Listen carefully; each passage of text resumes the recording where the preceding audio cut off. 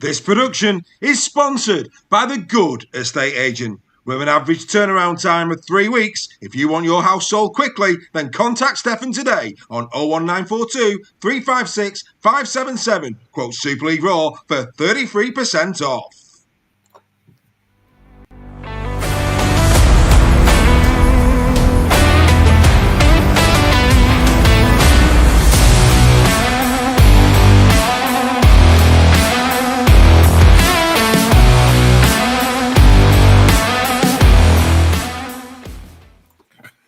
So, good afternoon and welcome to the Captain's Run for part 2 of round number 20 of the Betfred Super League. Steph, good afternoon to you. How are you, my old mucker? I'm very well, thank you. And thank you to Bazza for the super chat straight in there with £2. Cheers, Bazza. He's supporting us. £2. He'll be getting into Matty Timms. in a minute, giving him loads of grief for me. Well done, Bazza. Great to see you supporting us as much as you do, my friend. Outstanding stuff. Right, Steph. Let's start where we finished yesterday for the special. You've had the opportunity now, I'm sure, of catching up on the Derek Beaumont interview. Having watched it for yourself, mate, any further thoughts? No, I think we covered most of it yesterday. I mean, it's funny. His message to the journalists was be positive. Try and see what we're doing as thing, and then straight away I've seen ones today saying the new format of the Challenge Cup won't work. Well, I didn't realise we did have a new format. They've not said what it's, but it's not going to work even before we changed it. So why bother? Well, this is why another tip for Steph. I'd say he's rolling in dough at the moment. Anybody think his birthday was this week? He's spending his birthday money on Super League Raw. Good lad, Bazza Kingston, lad. If you want to get your comments up on the screen, if you got anything to say to us, super chats is the way to do it. Get your super chat on there, and we'll give you a shout out. Back to you, Steph. Go on, mate. It just astounds me, the negativity, on something that's not even been proposed or, details given or anything like that. It's straight on the bandwagon. It's not going to work. All right, well, we'll just give up then. This is, do you know what though? It plays into a little bit of what we were saying yesterday, and the fact that, if this is how the current day media of rugby league are going to continue to behave, to actually drive our sport into the ground. That's why Matty Timms strikes back with £2. Does this get us? It does, absolutely. So we're going to have to do it, folks. Super chat, £2 there. Matty Timms. I see the Salford Reds are rising. I see there's KR on the way. KR's on the way. Don't go out tonight unless you're red and white. I see that KR's on the way. Sorry there, Matt. A little bit of a change to it, friend. But hey, if you're going to put your super chats in, we'll do it for you, mate. Not a problem whatsoever. As long as it's clean, fun, we will do it. But yeah, I think it plays into what we were saying yesterday, and the fact that, the traditional rugby league media are going to do that type of thing. Then for me, reward people that actually are positive about our game, which is what we are. I'm going to be doing a lot of work over the course of the next week or two in terms of trying to strengthen our relationships with the clubs, especially to try and really start to make a bit of an inroad in this, because at the end of the day, we celebrate this sport. I think for me, something had to change. We both agreed with that. You can't keep doing what you've always done. 10 teams was never the answer. It would have diluted the razzmatazz, the entertainment, the jeopardy of the sport, as far as I was concerned. And then, obviously, they've decided to go to 14, and let's see how it goes. Let's just see how it goes. And, there's, I say, anybody... The thing about these journos for me is they probably all watch. A lot of people, I know our community will have watched the Derek Beaumont, because of course we promoted it yesterday, and we know what our community is like. They'll want to go and hear it verbatim. And there was a great debate on our members' social last night, wasn't there? That you were a part of. I just listened, and it was a great bit of entertainment. Every Wednesday, our members get together for a social club where they all talk about the great game of rugby league. And it was a great debate. There was no colours really involved. It was just a good, open, honest debate about rugby league football. It's absolutely marvellous to hear them talk about that. And of course, they went off and they did watch the Derek Beaumont interview. But we know that a lot of people that are getting caught up in this will not have watched it, will not have heard verbatim what was said, will not have seen the passion and the real punching power that Derek was putting on there. Matt Ellis as well on JD Rugby League with James Dayton. He also was very, very positive. What they'll be relying on is the journalists to really give a balanced argument. And as you say, I don't think it is balanced. And it's like, before we come on air this afternoon, Paul Wellens, he's done a press conference, and what's the headline? Paul Wellens has got great questions over 14 teams, and you're like, What are we doing? That decision's been made. Let's throw some weight behind it, for God's sake. Yeah, it's. I like to say Paul Rowley just said, I wasn't in the meeting. I don't know enough about it. Yeah. That's what Paul Rowley said. It was I mean, he was very abrupt in his interview this week, wasn't it, Paul? But no, it's the bit I liked about the Derek interview was his explanation of why 2026 and not 2027, because logic tells you 2027 would have been better to Yeah, allow those teams to build a squad next year and come in charging. But if you keep putting things back, things will change naturally, and then because of that, it won't happen. You know, you need to go to these new broadcasters and to Sky with a new product, a new vision, and new excitement. And yeah, that's why 2026. You think, and it may be that the two teams come up and they don't do as well as everyone wants them to do. That's yeah, expected. You know, it's not unexpected. But if they are given dispensation or because of the IMG that they're going to stay in there, then there's no problem. They just need time. they That's do, they look do. at Catalan when they first came in. They needed time to build and secure it, and that's what needs to happen. And people just need to accept it. It's done and get on board with it now, and stop putting the game down Yeah. because that's not going to look good to anybody. No.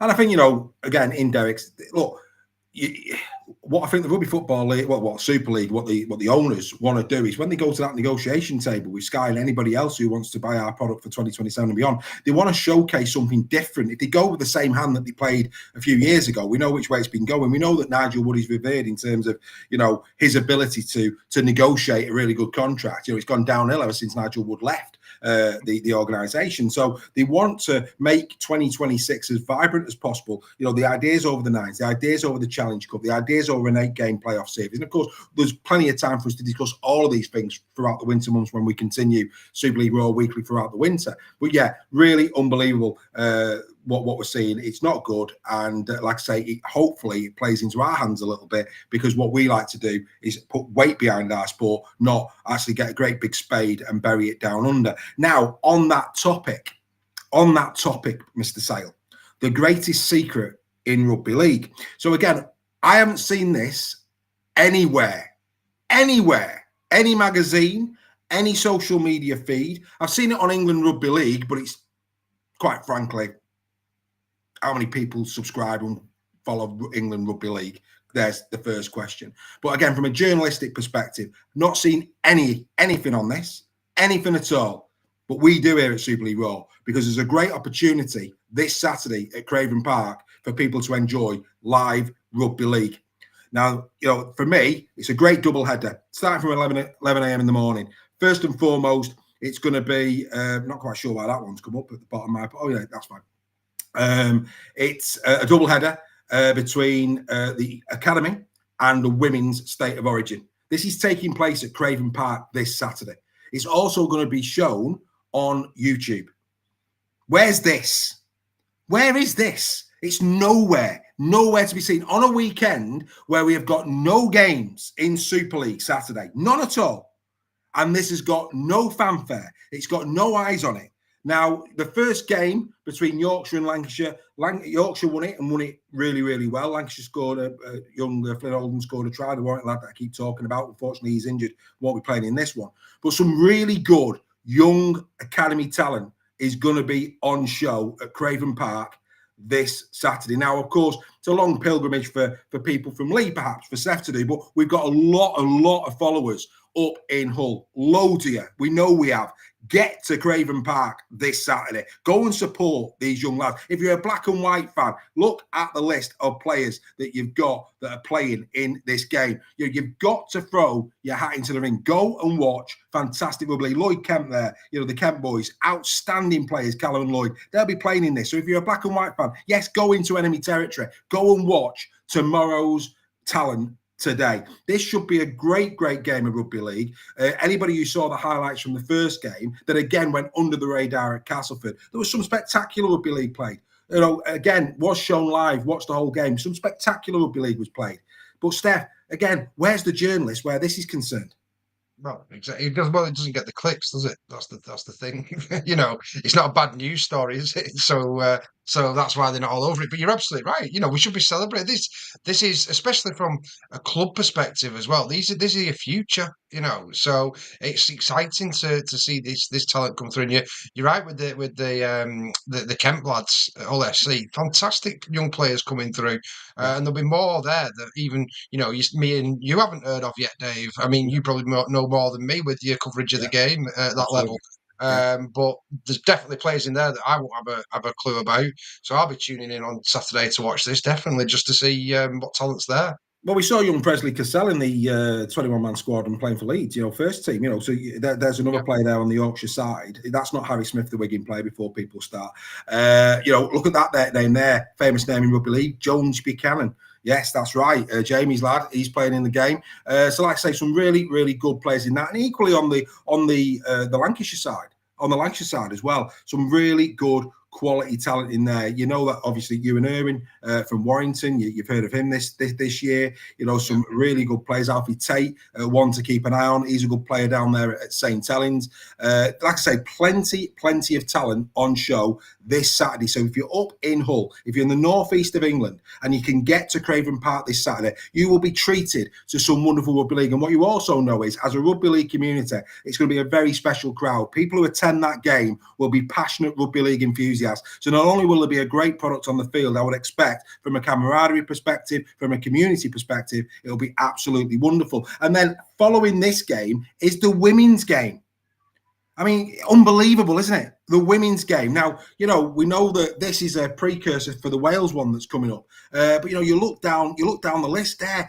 Emily Rudge. On the Lancashire side, Jodie Cunningham's playing, Gracie Banks. It's a who's who of the best in Super League. Go over to the other side. Caitlin Casey is on the Yorkshire side. There's loads of great. Bella Sykes, Leeds Rhinos, another great player. Hello to Bella if she's watching. Really good top tier talent from the Women's Super League going head to head. We're great. We believe that a mid-season international, Yorkshire, Lancashire, would be a perfect breeding ground like Origin is for Australia. We're passionate that this should actually come into the men's game. Forget. I mean, I know that this might not go down at the moment. Forget France in terms. I think France have got to become more competitive. I'd urge France to even have a similar type of thing, whatever that may be. Catalan versus, the Catalonians versus whoever, to improve their French national squad, and then at some point down the track, bring England and France back. But I think if they actually replicated this from a first team England perspective and made them go head to head to battle for England jerseys, that could only be a good thing for the men's game. So, like I say, Origin, we cry out for Origin, but this is getting no promotion. I again ask the Rugby League press, what are you doing to promote our great game? What are you doing to promote Women's Super League? What are you doing to promote tomorrow's talent today? The simple answer at the moment is, Steph, very little. Exactly. Yeah, it is very little, and that's the concerning side of it. And hopefully the changes that are happening will have a ripple down effect and more positivity. I would love to see a Lancashire, Yorkshire origin, the selection for England. If we're serious about doing test series against, every year against the Aussies, New Zealand, Tonga, Samoa, whoever, that should be a fixture in the calendar. If it's not every year, it should be biannually. There should be a touring side coming to here, or we should be sending a touring side to the Southern Hemisphere, and we should have our own Lancashire, Yorkshire origin fixture. We've got enough quality English players to play in it. The only logistical challenge would be the ones based over in Australia. But if you time it right and you do, even if the origin was coming, was on the opposite year, and then it was at the end of the season and you flew those players back, that would potentially work. But yeah, there's lots of good ideas, isn't there? It's just having the vision and the forefront to actually do it and not write it off before it's even started. It's very rare that I shoot on a sale, but I'm going to shoot on your Dave. I think I get his point where Sky's concerned, but Andy Bibby said, unfortunately, from an advertisement perspective, you're not going to get people paying big bucks for these games. It doesn't draw enough crowd. We're not talking about Sky.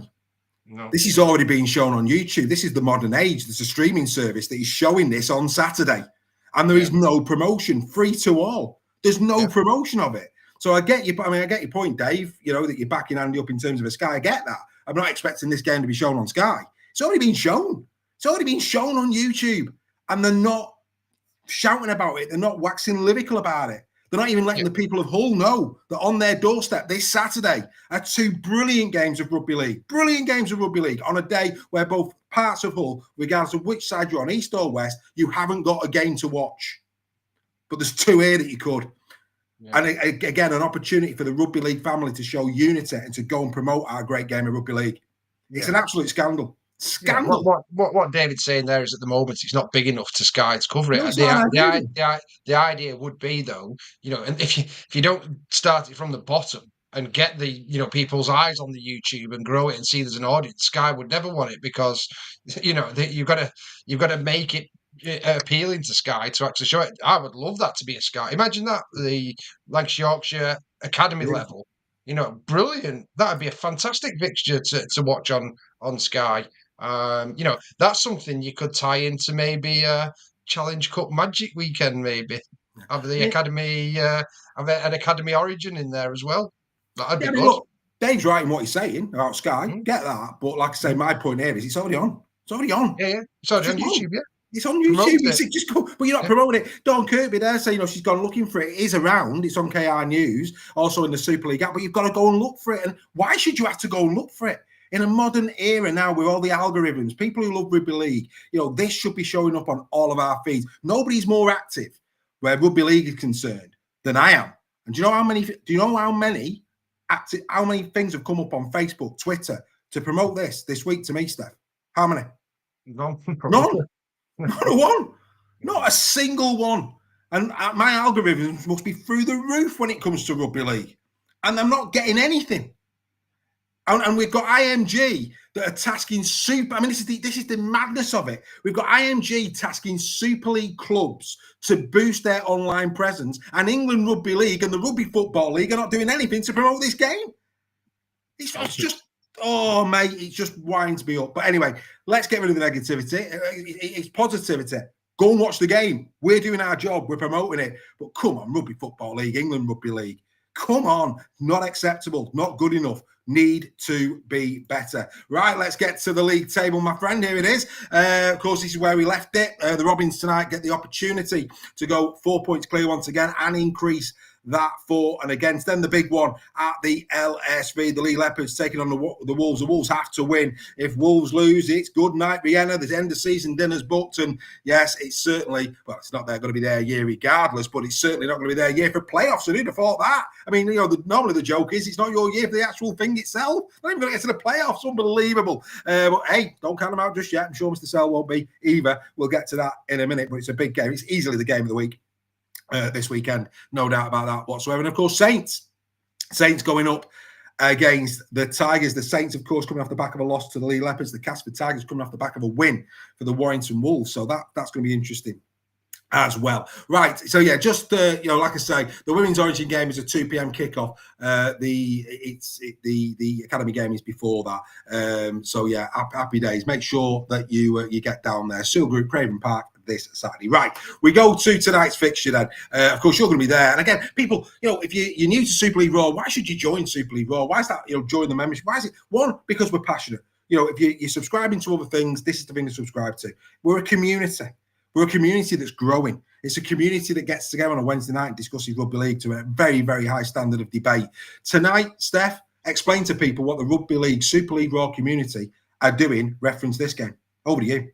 Right, there's a group of us who are Hull KR fans, Lee fans, Leeds fans, good friends with Matty Timms who we've met through the show. Want to show Matty a bit of love and go and support his club and put a few pound notes in Salford's coffers. They definitely need it, but more so we're going to have a great evening together and just share our love of rugby league. So really looking forward to it.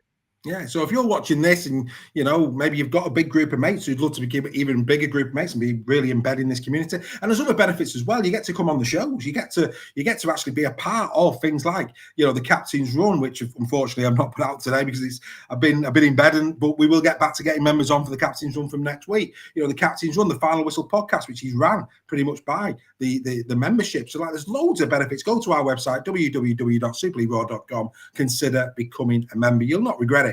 We are, without doubt, the most progressive, fastest growing community in rugby league. Right, let's get to this game. The Salford Red Devils taking on Hull KR. A draw between them in Super League history. Hull KR have the better record between the two sides. The last 4 meetings have all gone. Sorry, 4 out of the last 5 meetings have gone the way of Hull KR. They have, of course, have played twice already this season. It ain't good viewing. Matty Timms, close your ears. 42-0 at Craven Park in round 3, and of course at St James's Park, 54 points to 0 by KR. That said, KR weren't, it's a comfortable scoreline, but if you remember that first half, it wasn't a Rolls Royce of a performance by KR by any means. Right, I mean, not going to tap into Bet Stef too early, but just for you, Mr. Getting into a bit of detail, I like to get into a bit of detail, Mr. Sale. Jez Litton has scored tries in the last 3 games against Salford Red Devils. Bit of value there. Right. As you can see, points for and against, everything, absolutely everything is pointing into the way of Hull KR. The one thing that for me, though, and I just want to say this, that I find really, really good from a Salford perspective this season. And again, let's look at this with a glass half full than glass empty. We've already talked about the new players, Declan Murphy, great example, Connell, etc. They'll be gutted that they've lost Harvey Wilson this week to Catalan. That's a big blow because he's. I think they'd wanted to retain his services. That might be one of the reasons why Paul looked a bit filthy in front of the press the other day, perhaps because he knows he's got a good player there. That, again, he's exiting the door. But I think with all the problems that Salford have had this season, you've got to pick out the good. And I think what is good is their tackle efficiency. Considering how many kids have been playing for him this season, you would have expected that to be certainly lower than 90%. It's and when you can look across there at Hull KR at 90.5, that is a big feather in the cap. And the other thing that's a big feather in the cap, combinations have been affected at Salford this season. We know that. You would have expected their error count to be a lot higher than it actually is. So, you've got to tip your hat to Paul, to the coaching staff, to the players that have been there. Because even though, yes, 786 points conceded and all that, there's a lot of things that people can look at from a negative. But in terms of building, in terms of things to be happy about, those are 2 key things for me that they should take a lot of pride in. Yeah, they've definitely not rolled over and had the bellies tickled. There's been some games, obviously, where they've been dominated. So when they've got the St Helens away game, with the reserves, etc. But they've been competitive in most games they've been in, and it's just been that little lack of quality that teams have run away from them. So they'll take great heart. I know Matty Timms will be very proud of his team this year in terms of the adversity that they've had, the quality they've lost, but still gone out there fighting each week and showed pride in the shirt. And not wanted to let those fans down. And I don't think they have let the fans down. The fans understand, what they're working with. And all you can ask from any player is 100% effort. And I think there's been times when some of the players haven't earlier on in the season, and they're typically the ones that have gone now. But the ones that are there at the moment are 100%, trying the hardest for this club and to not embarrass the badge, basically. And the support should take a lot of comfort from that. Absolutely. Of course, in the KR squad, you'll see there Tom Davies. He needs a hat trick to get to 100 tries in Super League. Possibility for him. Reece Martin, he needs 10 points to reach 1,000. The fact that he's not goal kicking, that would take a hat trick from Reece tonight, because I think Artur Morga's earned the right to retain the boot this season. So yeah, Reece Martin, that'd be a long stretch to do it in this game. But he needs 10 points to get to 1,000 in Super League. Of course, still no Oliver Gildart. But like we said on Weekly, even if Gildart was fit, I think Jack Broadbent is quite frankly undroppable for KR at this moment in time. Again, people will be asking, why should we tune into this tonight? Well, one thing's you're going to see, I would expect you're going to see some very easy on the eye rugby league from KR. I think, we would expect that, so that's something to tune in for, because when they're on, they play a sparkling brand of rugby league and they could score some wonderful tries this evening. If you like your rugby league, you can celebrate that. And I think the other reason why you tune in is very similar why we've asked you all to consider going to that Origin game if you're up in the northeast of England tomorrow, because, to go and see tomorrow's talent today, Declan Murphy, to see his progression continue, that's an exciting thing to go and watch. Harvey Wilson, another one, another case in point. Connell's there as well. Tom Whitehead, who of course will be going to KR. An opportunity tonight for KR fans maybe to see Tom for the first time up close. So there's many, many reasons why, if you're not going to the game, still watch it, because one, it doesn't do us any harm in terms of those TV negotiations. And secondly, like I say, should be some good tries. And as Steph has already said, Salford will not roll over and have their belly tickle. They will continue to play for the full 80 minutes. You must be looking forward. You must be counting the hours to get with the community down there at Salford this afternoon, Steph. Fortunately, some of us have got to work for a living during the night. But I'm sure I will be there in spirit with you all. Have a wonderful, wonderful time, everybody. And remember, plenty of photographs. And why will they be taking plenty of photographs? Because, of course, they've got the opportunity, like you have as non-members as well. Members and non-members alike. Do you want to be a part of our community by being on our titles? Super League Raw Weekly, celebrate our fans. It's a two-way thing. And every week we show photographs sent in by you through our social media channels. Just go on there, you'll see the post. Just put your photos in the comments. We download them and we make our titles all about you, your families, your friends, enjoying rugby league, meeting players. So send in your photographs, and who knows, you could appear this week on Super League Raw Weekly's titles. Like I say, we take great pride in doing that. Just another thing that Super League Raw do that is a little bit different. Right, okay, best luck to everybody that goes down there this evening. Let's now get to it, without question, the game of this particular round. Now, look, the bottom line is this was round 8. We were both there that day, and I think, Steph, you would probably concede that Warrington that day, well, I mean, the stats prove it. I mean, Warrington in that game were right at it. They're in that game. They didn't take their opportunities in the first half. And then, if you remember, they came good right at the end of the second half. And I think in the pub after, even you were saying that game goes on an extra 5 minutes, we might lose that, because Warrington got a really good end to the game and going. And of course, in the Challenge Cup, it was pretty much roles reversed in that respect. Warrington got off to an absolute flyer, best performance of the season, probably second, the toss-up between that and the KR Challenge Cup. But that was a 21-14.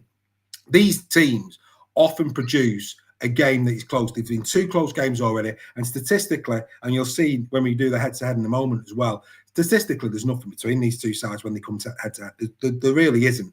It's going to be a fascinating game of rugby league. I mean, look at that there. I mean, again, Warrington, as a Warrington fan, another 2 points that we lost that day, and you're looking down that list and you're going 51% possession, 90% completion rate, a 95.2% tackle efficiency.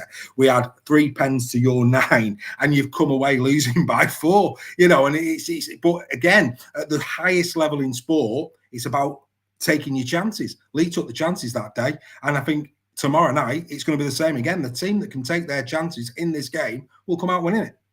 Yeah, definitely. And I mean, it's advantage Lee at the moment, 100% on form, but form goes out the window, as we know, when Lee played Warrington. It's been proven on both occasions this season how close and competitive it is. I think Sam treats it as a really big game against Lee now. I think the fans do as well. It's becoming a bit of a rivalry between Lee and Warrington. It matters. And it certainly matters on Friday, both for Lee to hold on to third place and for Wyatt to keep hold of the slim chance that they have got of getting in the playoffs.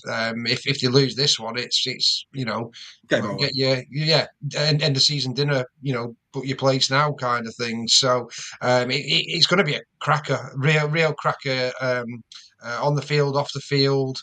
It's looking like another close to sellout game, which is fantastic for what it'll look like on TV. And it's without doubt the game of the round. Let's just hope it lives up to it and we get a real close match. I tell you what was interesting, I love putting things together for these shows because, even though, as you already said, I'm pretty much all over it, and I am all over it.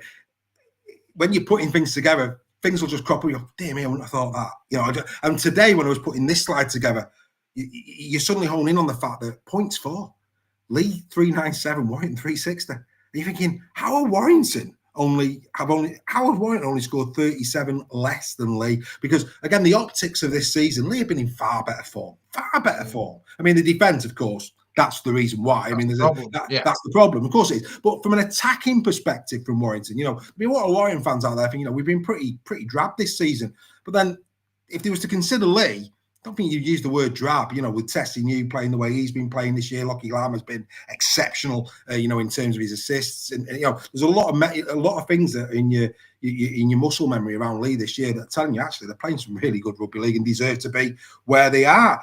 But we've only scored 37 points less. It is, and as you said, every time I think we've done one of these and we talked about Warrington, the difference year on year between Warrington's defence and not is unbelievable. Yeah, it is. And what's probably not being factored in there though is Lee had a slump. Lee got battered by Wakefield. Lee got battered by LFC, both at home. Yeah. We've had our injury problems as well. We've been stut and start. It's only recently that Lee have actually put a string of games together and shown a bit of form. So sometimes that can blinker the reality of the season in its entirety. But I'd completely agree with you in terms of Warrington. The biggest problem for them is not been getting over the line. It's been the goal line defence. Let's be honest. It's when people getting in that 20-metre. They've looked soft at times, and to go from the number one defensive side in Super League history, I think it was in last year, to where they are this year is unrecognisable, and that's not about players missing. That defence is an attitude, and the players that have come into Warrington are more than capable of defending. It's your attack that normally suffers when you get injuries.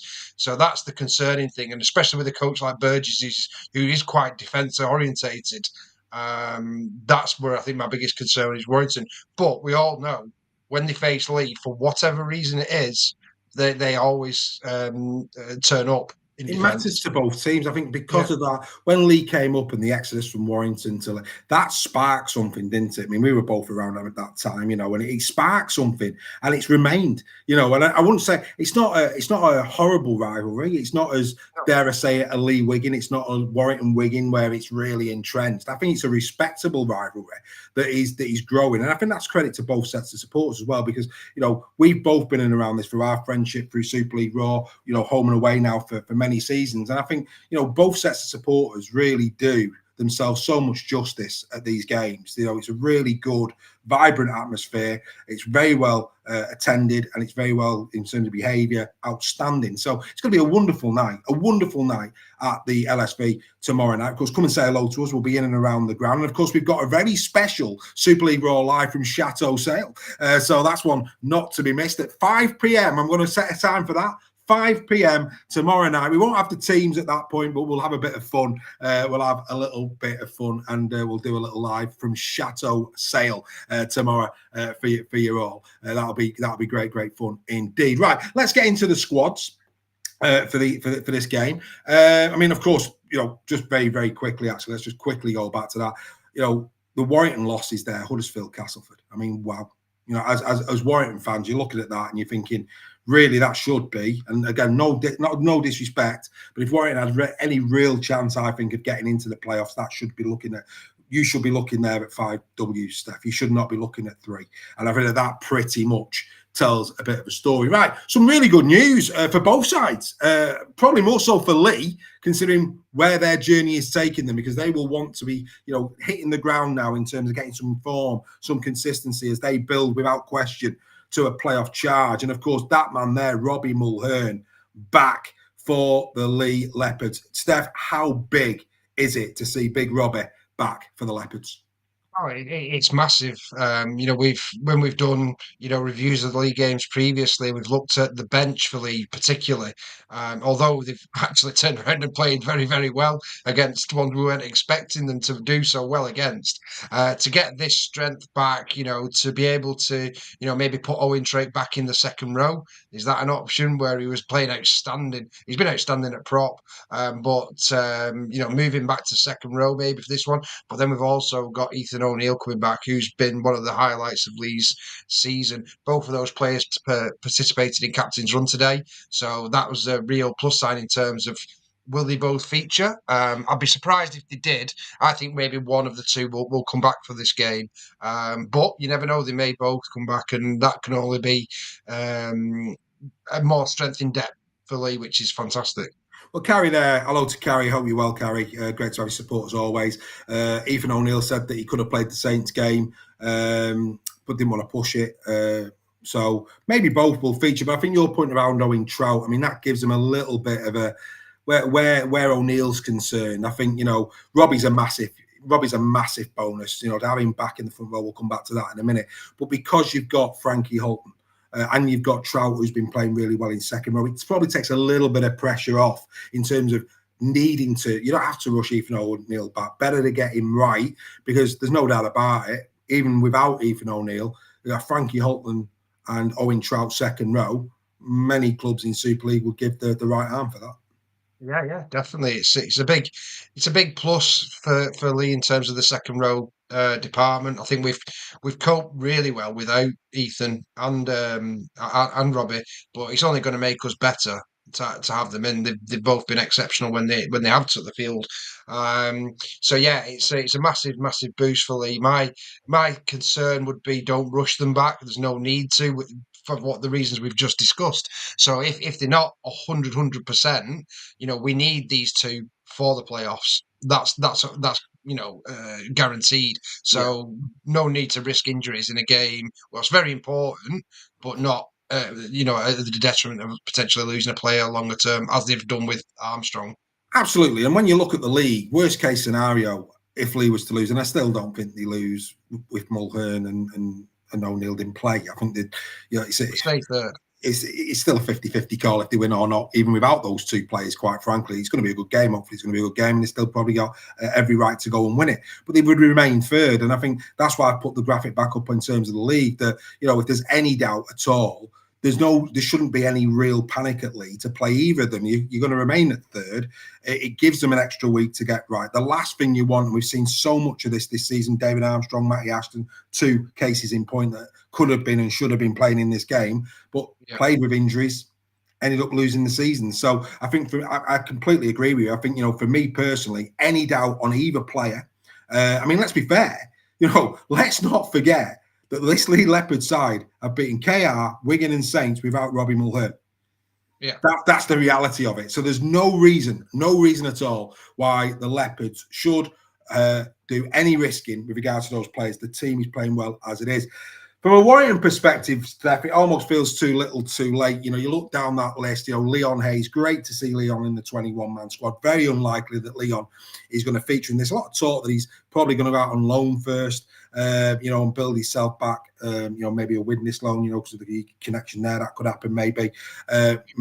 Just maybe, the scene of the crime, I'm sure Paul Rowley would take Leon Hayes all day long if he was offered to Salford. So that'd be interesting to see. Where will Leon go? Will he work his way back into the squad between now and the end of the season, or will he get just to freshen him up, go elsewhere? So it's unlikely that we're going to see Leon, albeit it's wonderful. Did a great 80 minutes for the reserves last week. Great to see Leon back. Then there's Ryan Matterson. And of course, I asked Greg the question on Weekly, is this too little too late? And great player in a position that I don't think really we needed to strengthen. I think we needed another front rower, quite frankly. Yeah. And I know that Ryan's got a bit of bulk to him and he might be utilised there. You could argue Owen Trout's not a front rower, but he plays front row. There's many examples of players. Luke Yates and all one at Warrington, that for me he's a 13 all day long, yet he gets put in at prop. So, it's be interesting to see what they do with Matterson, but it just feels a little bit too little too late. Good to see Ewan Smith. I don't think he'll feature, but good to see another young player coming through. He's a name that you want to keep an eye on, Ewan. Good, solid forward. He's got a big future in the game. And of course, Danny Walker. Danny back as well. It just feels too little too late. I think Warrington were hoping that by the time the likes of Hayes and Walker were coming back, that they'd be still in it. And they are still in and around it. Let's not dismiss them. But it's pretty much now at the point of its playoff rugby league, and it just feels too little too late, Steph. Yeah, from a playoff perspective, given... I think the thing what we've not talked about yet is the Wakefield running, because that's who you're going to have to replace. And I can't see Wakefield, I can't see Warrington winning more games than Wakefield based on nothing more than the teams Wakefield have got to play. So I think regardless of whether Wire win tonight or not, it's still going to be a massive something's going to have to go seriously wrong at Wakefield for that to happen, I think. Looking at that squad, I think my main one with Danny Walker is obviously he's been out a long time, so he's not going to come, very unlikely he'll come and hit the ground running and be the Danny Walker we saw at the start of the season. He's going to need time to get back into it and be able, fitness-wise, to be able, it's like having to do a pre-season again, really, isn't it, with the amount of time he's been out. Yeah. But the big absentee there is Harrison for me. Yeah. I think he gives Warrington so much go forward. You mentioned there about Madison, you needed a prop, really. So to lose, there you go. It's like we knew what's coming, isn't it? I think that's the biggest one. What concerns me for Wire, especially if we get Robbie Mulhern back, it's like a 2-pointer turning into a 4-pointer for Lee. That to not have to face Ben but get Robbie back, that'd be massive. Yeah, I mean, people talking about Philbin in the chat. Philbin for me, Joe is a bulldozer, and he runs his blood to water for Warrington, and we know Joe will do that. But yeah, Harrison, I mean, he is for me personally. I said they're wise and four, so I think he's probably the most consistent forward that Warrington has got. When Harrison comes on, they look a different side. Again, a name that perhaps isn't banded around, isn't dare I say sexy? Maybe. Sorry, James. I'm sure you Mrs. differs in terms of that opinion, but James is not a player that's going to be on people's tip of the tongue. But people who know rugby league, people who watch Warrington, they'll tell you when this guy plays, Warrington look better, a lot better. I mean, you looked at it, it's the minutes he plays, it's his tackling, it's his meter making. He just is a quality player, and yeah, I mean, hence the reason why that graphic was done. Of course, Steph didn't know it was done, but there you go. It just goes to show two great minds. They do think alike. The reason that I have the league back up, and it's a good point that Steph makes over Wakefield. Wakefield at the moment have a 4-point advantage on Warrington, but not just that, they have the points difference as well. Warrington lose this. In order for Warrington to go over, based on what we're seeing in terms of the competitiveness of Wakefield will have to lose 4 games. And Warrington have to win those 4 as well. It's just not going to happen. If Warrington need to keep within 4 points minimum away, they have to win this game tomorrow night. If they don't win this game tomorrow night, there's no chance. If they do win this game tomorrow night, and then remarkably they was to go and do a Lee and go and beat Wigan the week after, all of a sudden they're in the melting pot. It's like, so it's a massive 2 weeks for Warrington. If they can go back to back, not going to happen. But if you could go back to back against the Battle of the Boroughs, the Lee and the Wigan, there's hope. But I think it pretty much probably comes to a close tomorrow night. I just can't see it going any other way. And from a Lee perspective, Dave, I think this game, from an importance factor for Lee, you're right in saying we'd stay third. But if Lee have got any aspirations of a second place finish, then this is a crucial game to win, because obviously we all know Hull KR have got to go to Wigan, so there's a chance for Wigan to drop more points there. If Lee had to overtake them, Lee need to pretty much win every game for the rest of the season for me if they've got any aspirations of getting that second place. So it's a huge game for both sides. It is. And Andy Bibby here, Andy, mate, you just heard what I've had to say about Waker. David reckon will snatch 6 from Saint. We're already 6 points behind Saints with an inferior points difference. It ain't the only chance Warrington have got, for me personally, is Wakefield. Already, and that's before this weekend. If we lose on tomorrow night and Saints win, that increases still further. Saints are going to beat Cass. Yeah, it'd be a shock when Saints don't beat Cass. Yeah. That'd be 8 points, which means that Saints would have to lose 5 games between them. Mate, so we're not catching Saints. The only way that Warrington Wolves get in the top 6 is, like Seth says, and it's down to Wakey's to throw away, is if something miraculous happens. At Wakey, and they're playing that well, you just can't see it. And as a Warrington fan, I'm comfortable with that. At the end of the day, who could deny Wakey the opportunity to play playoff rugby league this year? And I think it's probably better. Again, we talked at the start of the show about a better product for Sky, a better product, a better negotiation. I think Wakey would be a far better proposition in that 6 than all FC. We're not even, just to throw even more fire into it, we've not even considered or talked about FC. We're going to be getting Asiata and Price back. Yeah, so I just think, I don't know, mate. I just think with FC, of those 3 teams, Wakey is the most likely. Wakey have been if you're gonna, I think the easy, I think the way you'd say it at the moment is if Warren were playing Waker, if Hull FC were playing Waker, you'd probably back Waker.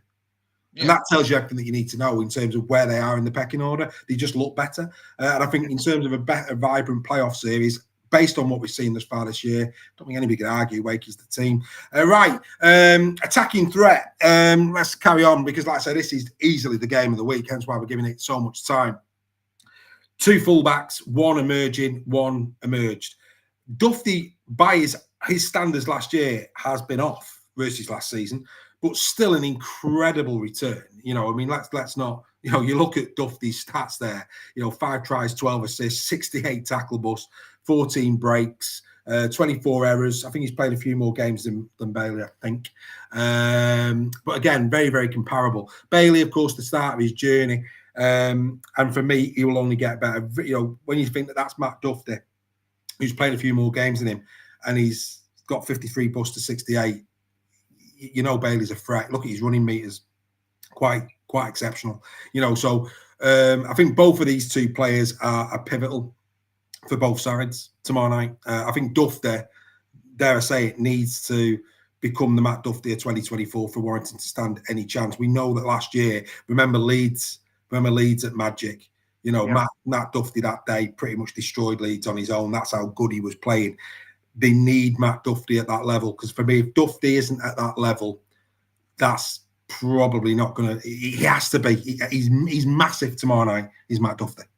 Yeah, he is. But I think his biggest downside this season is when he has tried to win it himself. Yes, that's been his biggest downfall. What he needs to do is rely on Sneed, Williams, and I'd even say George King to an extent, you know, to create the opportunities for him and for him to turn up at the right times. And we all know he can do that. The problem is, and it's like with his error count there has crept up and things, when he's tried to overplay, it's been to his detriment. He just needs to let his natural game come through and play off the good work by the other wire players. If he does that, he'll be a massive threat against Lee. He's done it before against us in the past, so he's definitely the one to highlight for Warrington and the most dangerous threat. Absolutely, and you know, Andy's saying in the chat, his Duffy been off because Williams has been flat. Last year there was periods where Williams wasn't playing and Duffy was sparkling. So I think for me, Duffy by his high standards of 24, he's been good. Don't get me wrong, I'm not saying Matt Duffy's had a bad season. You know, the stats tell you he's been punching. He's just not been at that level that he was last year, and he needs to be for this game. We've already discussed the Jimmy Harrison effect. Going back to Robbie Mulhern, middle advantage without doubt. Robbie, but if Robbie is back, this is what he brings. And, you know, you look at that there in terms of 30, he's still made 13 appearances this year again, which was surprising. He seems to have been out a long time this year, Robbie, but he's made 13 appearances. But I mean, you look at that there in terms of what he brings. You know, he really does add extra punch, both in terms of go forward, but also defense. I mean, look at that. I mean, Offengarry as well. I mean, tackle efficiency incredible there for 2 prop forwards who put big minutes and shifts in. You know, both of them do, you know, good carries, both of them making, I mean, Offengarry about 90 metres a carry, Robbie just slightly under that per carry. But, you know, for me, this is a very long-term, very exciting front row partnership for the Lee Leopards. And I think that, you know, with no Jimmy Harrison, massive blow for Warrington. As a Lee fan, I would be expecting, if Robbie plays, if he plays, these 2 should be laying that platform down, not only for this game, but to send a message out for what's coming up as well. These 2 have got it in their game to dominate the middle ground and to set the platform for the backs. And does that start tomorrow night? Yeah, well, I don't think it's just for the backs, Dave. I think it's massively important for Edwin Papi's game as well. Yeah. You know, he thrives off quick play the ball, winning the ruck, looking out for lazy retreaters. This is what Warrington have got to be super aware of tomorrow, because if these 2 start punching holes in the Warrington middle, then they will start to tire and you will get lazy retreaters, and that's when Edwin will come alive. And also Lockie Lamb. And Gaz O'Brien. So it's huge for Lee. Joe Offengarwy is what a signing he's been. I think he's exceeded everyone's expectations. Maybe not to start with. I think he probably went under the radar a bit like Lee have this season. But by God, everyone knows about him now after his recent performances. And to be getting 5 tries, 10 appearances, that's you know, Caius Fiatelli Star kind of returns, isn't it?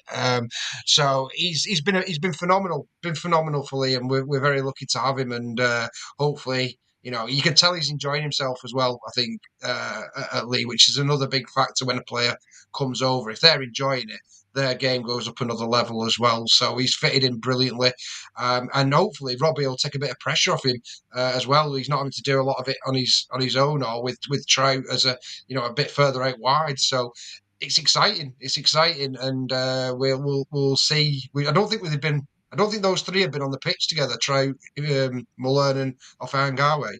So it'll be interesting to see how they all fit together.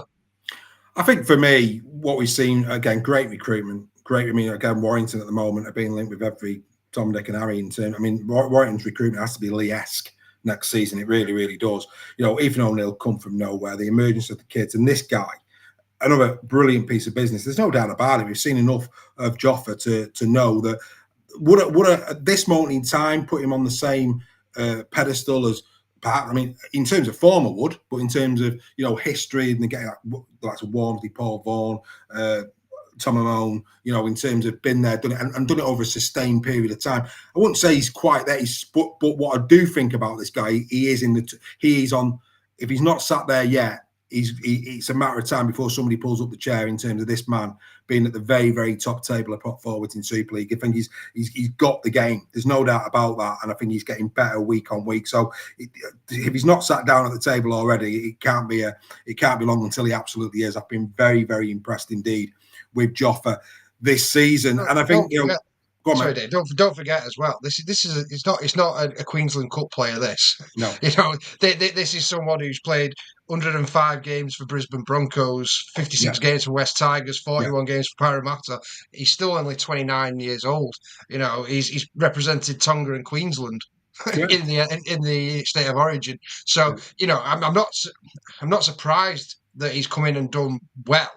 I think I'm surprised how well he has done in terms of even exceeding our expectations. So he's been great, and I think he's got the potential to be up there with the top props in Super League for me. I agree with that. Not yet though. Well, that's it. He's just not. I wouldn't be confident to say and put him in that top bracket at this moment in time. And I get your point, don't man. We said this at when he was brought in. The guy's got bags of experience and he's got a really, really good CV. But for me, as we always say, you never know. You just never know. These guys that come across the pond, how it's going to settle. And I have to say, he has been exceptional. He's been really, really good. Kerry at Catalan's an example of that, isn't it? Well, absolutely. And again, where Catalans are concerned, Pangai Jr. going to Warrington next year. As Warrington fans, he's got it. It hasn't worked at Catalan.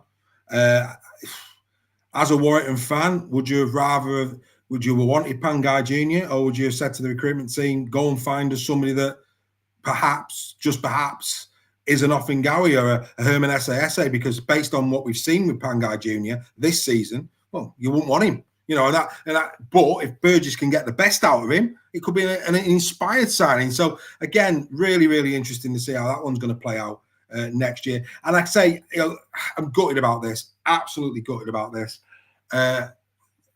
If you were going to pinpoint where Warrington's season for me really got affected, it was when this man went down.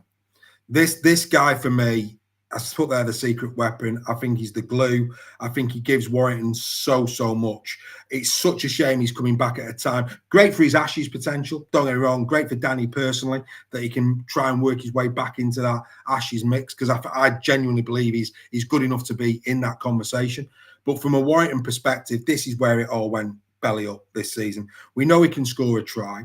We know he's great out of dummy half. He's one of the most prolific runners from dummy half in Super League. He punches above his weight. He's tackling. I mean, look at that. 681 tackles, 92%. That's not, as you always say, the big lads target these boys. So for any hooker, and we're talking the top players now, Jared O'Connor, Ebony Pape, Danny Walker, Daz Clark over the years. If you want to make it as a hooker, you've got to be good at tackling and you've got to be able to stand up for 60, 70 minutes a game. And Danny, again, is in that bracket. He brings the 40-20s. he spots an opportunity. Imagine Danny Walker and Mark Sneed with the kicking game. And of course, Williams as well, who we know can kick the ball. But, Danny from dummy half, how many times have we seen Danny shoot out from dummy half, do a 40-20, get Warrington on the front foot, in key games, in key moments? That hasn't been there. 77, that 77% win ratio is based on 2024 as well as 2025. That's a great win ratio.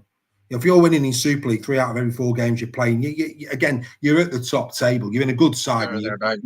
Absolutely. You know what I mean? This for me, and again, as a rugby league purist, gutted we haven't seen Danny on the field this year, because Danny for me is a player that can get bums off seats, and he's a great lad off the field as well. I've got a lot of time for Danny. As you said, first game back, you can't expect too much. He's going to come off the bench. Hopefully, though, Danny can work his way back into the Ashes. But like I say, this guy, great that he's back. Too little, too late again, I think. But that's where it went wrong for me. Of all of the people that have gone out, this one was the one. Yeah, I think him and Williams, the two biggies. Matty Ashton also, you've got to say as well. But no, I think what this did is took away a lot of Warrington's go forward. They've Warrington are a predictable side at the moment without Danny in it, in terms of their attacking play, and they have their sparks, of course they do, from Williams and Dufty, but it all starts from the ruck in terms of your attacking play. And if you're not winning the ruck, it's slow, it's easy to defend against. It's simple as that. And if you know what basically what someone's going to do, it's not difficult to defend. What Danny brings is that unpredictability to Warrington's attack. He produces fantastic distribution. He's an excellent passer of the ball, but more so his go forward, his scoots from dummy half, his kicks. That unpredictability is what I'm talking about, and that's a massive thing to miss out of any side. It's like taking Edwin Ipapi out of Lee. It's like taking Jez Litton out of Hull KR at the moment. They're all poorer sides if that happens. So to get him back, he's brilliant. If it couldn't have been 3 weeks earlier, you maybe could have had a chance in the playoffs. Yeah, well, good health to Danny. I hope the comeback goes well. And like I said, I genuinely hope that he can try and make it more difficult for other number 9s where the Ashes is concerned. I think Danny's got plenty in his game to give that a proper shot. Right, okay. Should be a great game. Looking forward to tomorrow. We're live from Chateau Sale at 5 o'clock. But we don't apologise.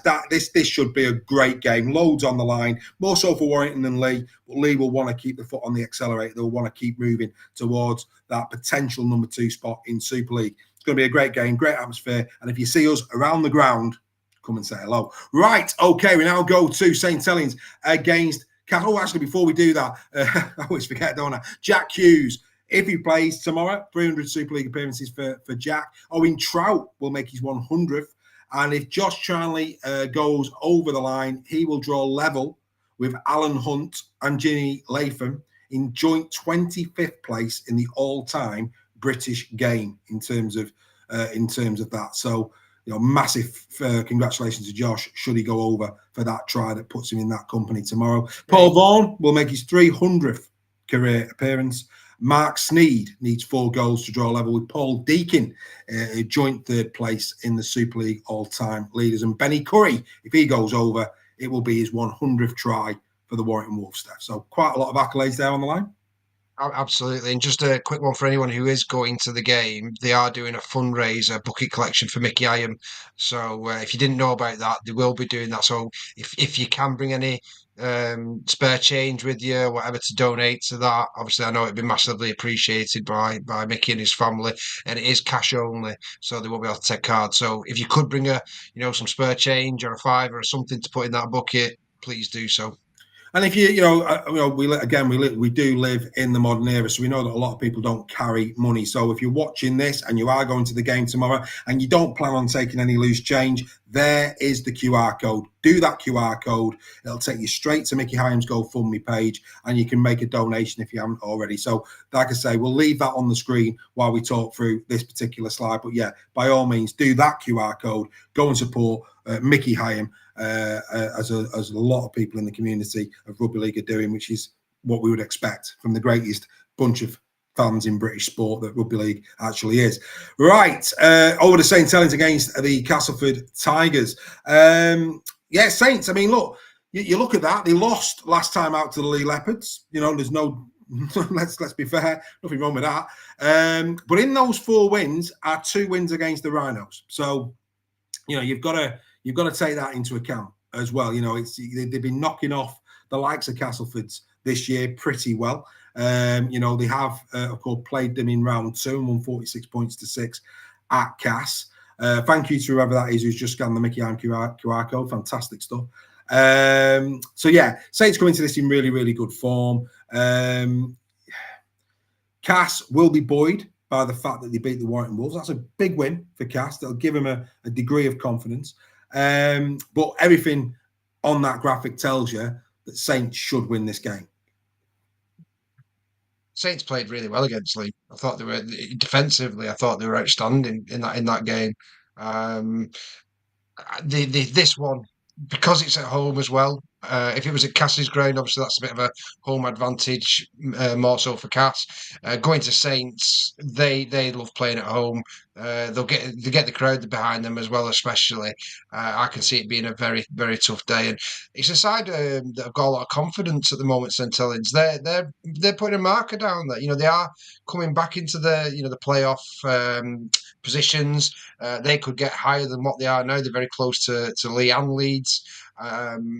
And they've got some really nice young players. Dunker, coming through. It's going to be interesting. I think Saints, if they want to do anything in the playoffs, I think this is a game where they put a real marker down and send a message to Super League and go, yeah, we are back now and we can play very well. Well, let's not forget against the Lee Leopards, Lee Rhinos. How does that work? The Lee Leopards. They were missing Daz Clark. They were missing Jake Burns. You know, the hookers were decimated, wasn't there? There's a lot to be happy about here if you're a St Helens fan, because if you look down that list of players now, you're getting some returnees that are coming back. You know, James Bell back, which he's missed a lot of the season. He's back in the 21-man squad. So too in there is who's the other one? There's Percival. Percival didn't play against Lee.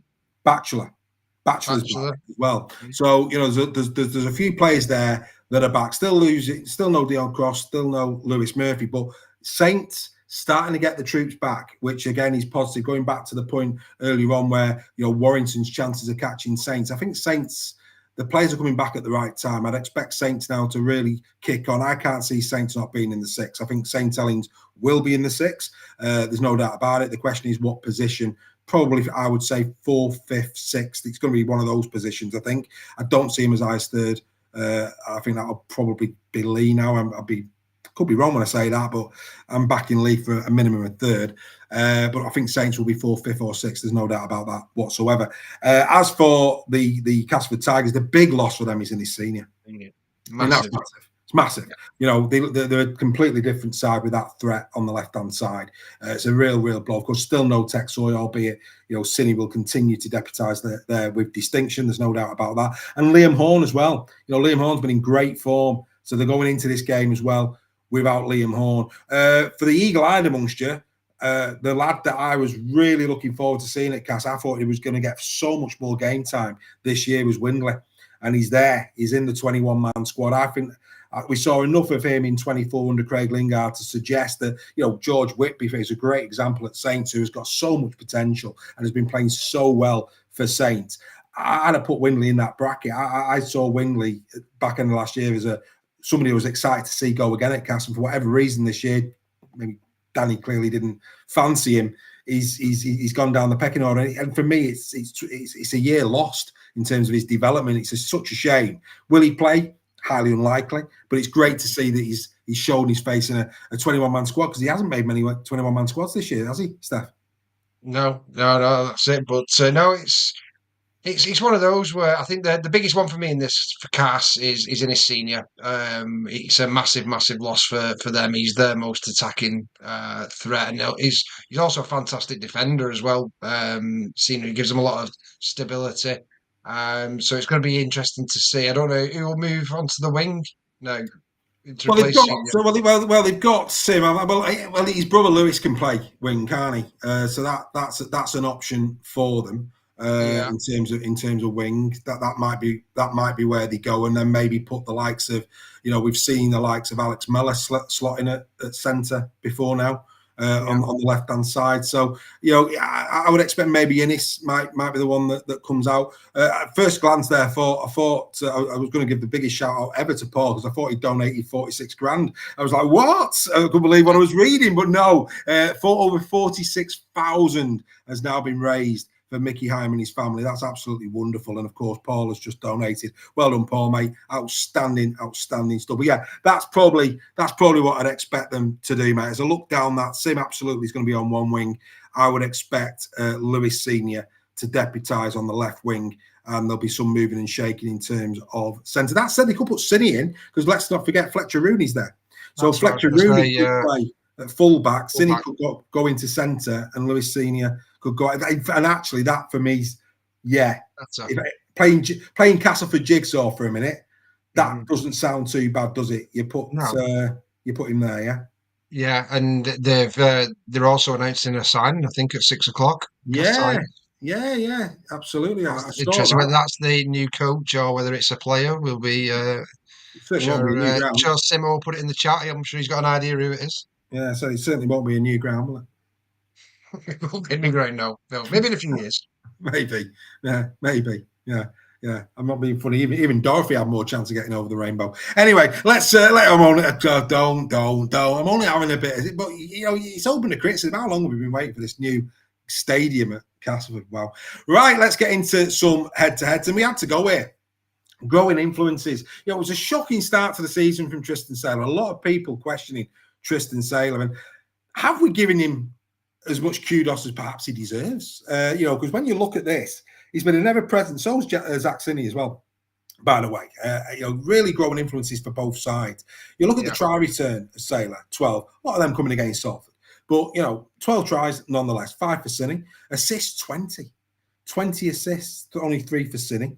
Tackle busts, both of them, outstanding. 81 for Sinney this year. That's a great effort on 19 games. Really, really good.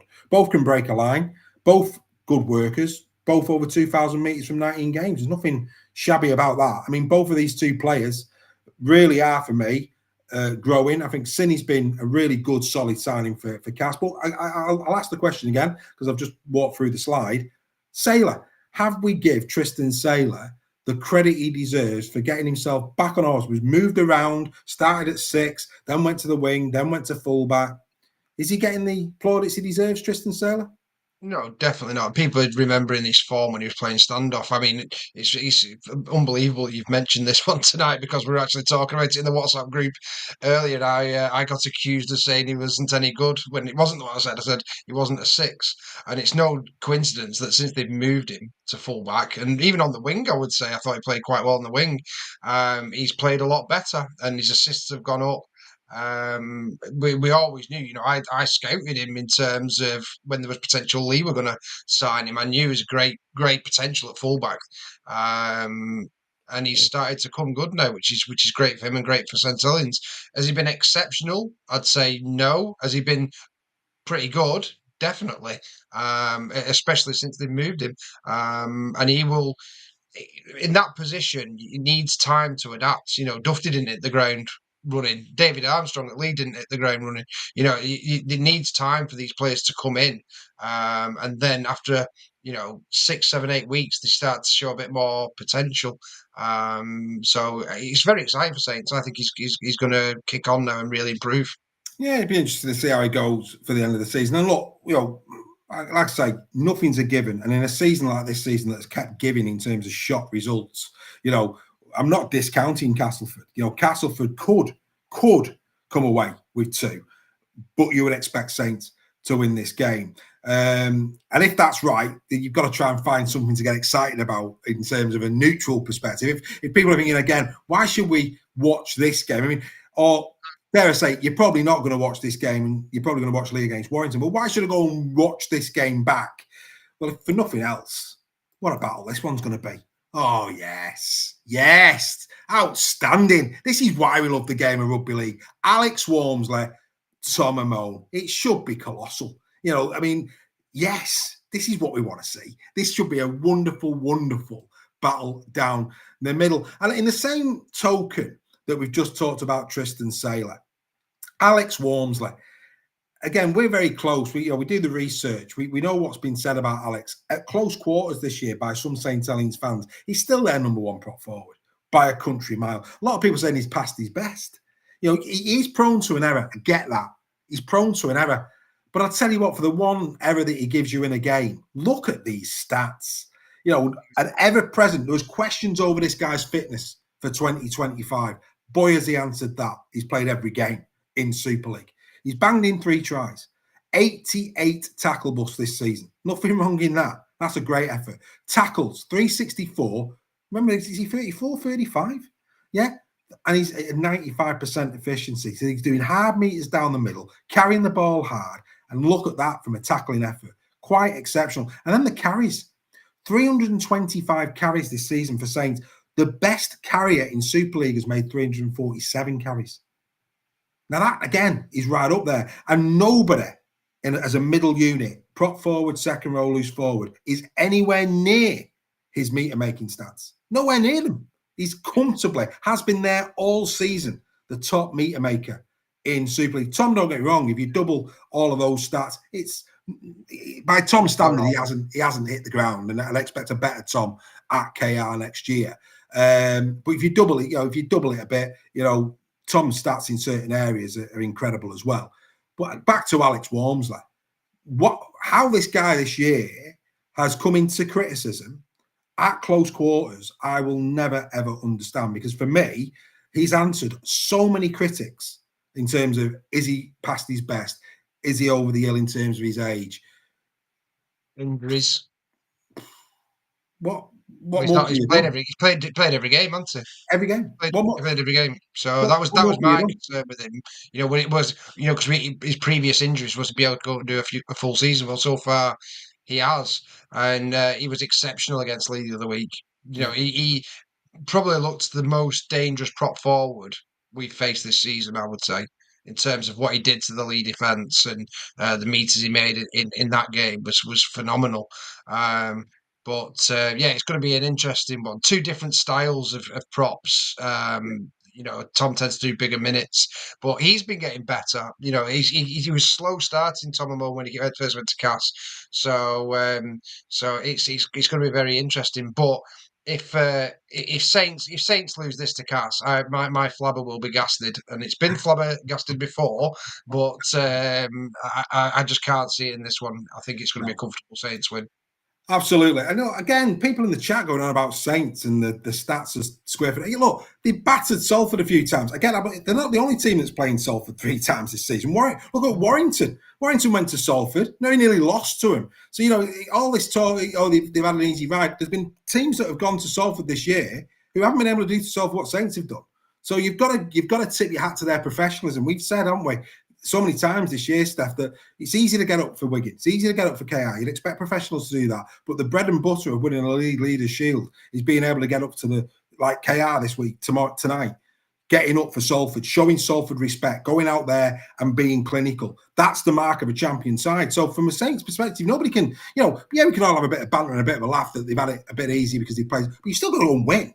And you've still got to go and win comfortably. And that's what they've done. And all this talk that, they haven't played anybody. Hang on a minute. This if they haven't played anybody, why is it then that their running is this? They've got Cass tonight, then they play Waker, tough game.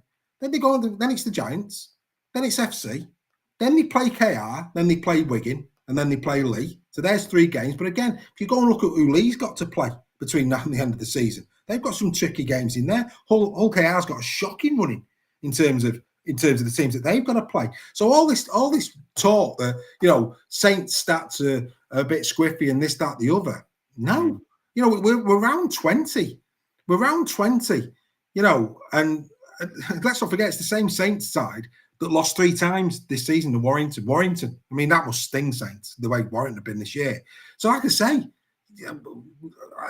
there's been a narrative around Saints all year. And actually, I found myself defending Paul Welland because I think some of it has been so out of order. You know, they're not as bad as people are making them out to be, and that as well, Steph, is risky for the likes of Lee, because I'm not saying Saints are going to win the grand final, but I'll tell you what, as a starter in the playoffs, could they reach the semi-final? Yeah, easily. Could they reach a final? Yeah, they went toe to toe with Lee last week. Yeah. Toe to toe. The only thing I don't think Saints can do, and again, I'm there to be shot at the end of the season, I'd be the first to apologise. Do I think that in high intent, have I seen from Saints this season a team that can win 3 high intensity games 3 weeks on the bounce? Because that's what playoff rugby league is. No. Could I see KR? Absolutely. Could I see Wigan? Absolutely. Could I see Lee? Absolutely. Then it gets tricky. Because I think Leeds, they're a bit up and down. We're seeing a bit of a surge here from Lee. If they carry on that surge, they're hitting the straps at the right time. That's why I'm putting Lee in the bracket of. We're seeing a bit from Lee that potentially they could do 3. They've just done an incredible 3 on the bounce. KR, Wigan, and Saints. They do that, they win the grand final. So the bottom line is we've seen that from Lee. Leeds, not so sure. Wakey, it would be a dream. Do I think they could take a scalp in the playoffs? Absolutely. Do I think they could do 3 in a row? Highly unlikely. So Saints, for me, could have a big say in who wins it. Do I think they could do 3 on the bounce? Unfortunately not. But, hey, I could be wrong at the end of the season. Unbelievable. 3 games, and somehow we managed to get a great captain's run out of it, mate. I hope everybody's enjoyed it. And, of course, as we always do, we're going to end the captain's run with this. Are you sick and tired of winning your bets every week? Want to contribute to the bookies' Christmas party? The bets to ignore when predicting the score. Ladies and gentlemen, it's time for Bet Stef.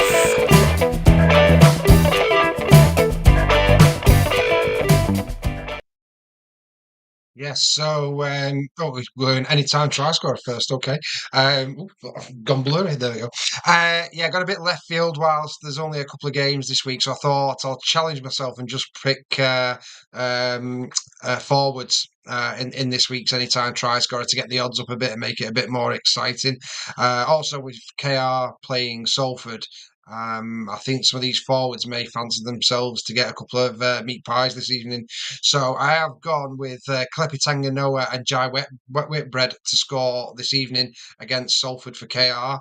And I'm also backing on Joe Offengawe to continue his brilliant scoring form at the moment and hopefully secure a try against Warrington. So fantastic odds on this one. If you do fancy an outside bet, 55 to 1 for 3 try scorers is not bad value at all. And in terms of the handicap betting this week, it's a 3-team acca again. I've gone with Lee minus 7.5. Given form at the moment, I'm hoping Lee will have enough to overcome that. But I actually said 1 to 8 in the weekly this week, so I do see that being a very risky. Saints, as I said earlier, I expect them to put a marker down on Friday. Really put Castleford to the sword and set their playoff ambitions going forward. So them minus 16.5. Massive one for KR tonight, but I think they'll use this as an opportunity to really send a message. And it depends which KR team turns up and whether they want to be this ruthless. But I could very easily see them, based on what they did to Catalan, putting 46.5 on Salford, unfortunately for the Salford fans. But let's hope not for the good of the game, and I'll lose this one. Well, on that note, I think your try scorers, very interesting indeed. See what you've done there. I do like the double. I mean, I noticed it was 10. It's 10s, isn't it? For the double Klepi Tanganoa Jai Whitbread. That's good odds, 10 to 1 for a double there. That's good odds. And you could see that because both, certainly Tanganoa, I think Tanganoa for me, I could see that happening. Then it's a question: Will Whitbread get one? Which that's what probably gets you the 10 to 1. But yeah, I can see that. I'll tell you what, and I mean this in all sincerity. The one that I think potentially lets you down there is Hull KR. Yeah.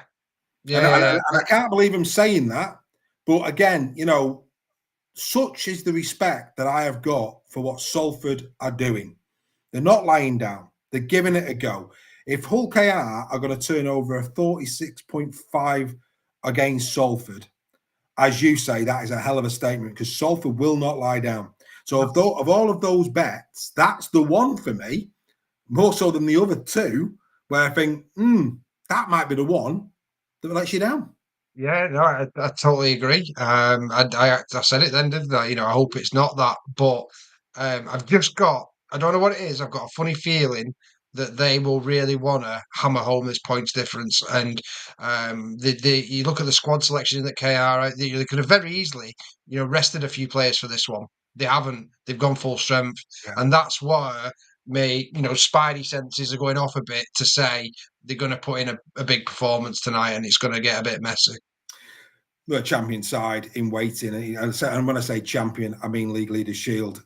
There's still a long way to go in terms of the big one, but look, I agree with you. I think we're going to see probably some sparkling rugby from KR, but I think we're going to see a lot of grit as well from Salford. We'd expect nothing less. Look, guys, if you are not members, right, why aren't you members? If you've watched us for the last hour, right, just ask yourself this question. Is this worth, and weekly, and final whistle, and all the entertainment we give you, is it worth a latte a month? One latte a month? Is it worth that? And to open the doors to a wonderful community of people. Because again, that is what you're getting. It's not a case of, I get $4.99, I get to watch what I'm already watching. You will become a part of a community that is growing. You'll have experiences with us. You'll be closer to fans from around the game. Total respect in terms of the debates that we have. We have no idiots. We don't allow idiots into our community. We debate with passion, with pride, but with respect. We don't always agree, but we always disagree with respect. It's what makes us very, very special indeed. So please do consider that. If you're watching us on a regular basis, surely, just surely, it's worth a latte a month. We need your support. We want to keep getting bigger and better, but we can only do it with your help. That is what we require. Steph, brilliant captain's run. Absolutely loved it. Gutted I won't be there with you tonight at the SCS. The closest I'm getting to the SCS this week is my sofa. But that's by the by. That's the by. Anyway, there you go. Have a great, great weekend, everybody. Looking forward to my mate. Don't forget as well, we're at Chateau Sale tomorrow. Enjoy your rugby league, everybody. From me and from Steph, enjoy your rugby league. We'll see you soon. Bye for now.